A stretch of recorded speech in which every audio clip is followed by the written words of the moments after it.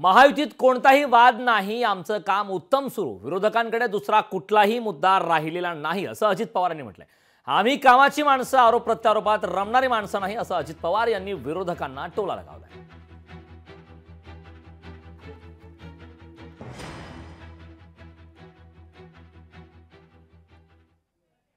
आमच्यात कुठलाही वाद नाही, कशाही काही मतभेद नाही।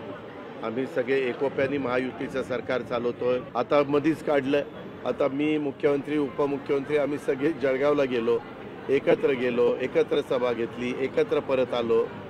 आता हा विरोधकांना दुसरा कुठला मुद्दा राहिलेला नाही म्हणून अशा पद्धतीचा बदनामी किंवा लोकांच्या मध्ये कारण असताना समरावस्था निर्माण करण्याचं काम कोणी करत असेल तर नाईलाज आहे, मला त्याबद्दल बोलायचं आहे। वित्तीय तूट ही महाराष्ट्र राज्यामध्येच आहे अशातला भाग नाही, देशाच्या अनेक राज्यांमध्ये वित्तीय तूट आहे।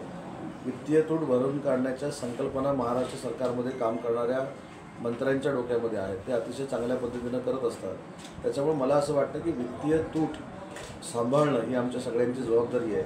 वित्तीय तूट वाढू नये ही देखील आमच्या सगळ्यांची जबाबदारी आहे, पण ती भरून काढण्याचं कसब देखील सरकारमध्ये आहे।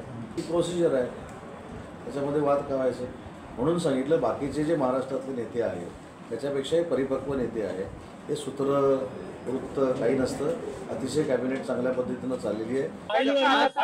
फाईलवरनं वाद सुरू झाला मंत्रिमंडळामध्ये,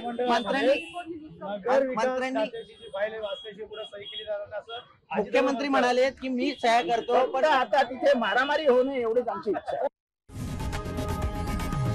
लोकशाही मराठी ऐका, पहा, जागरूक रहा।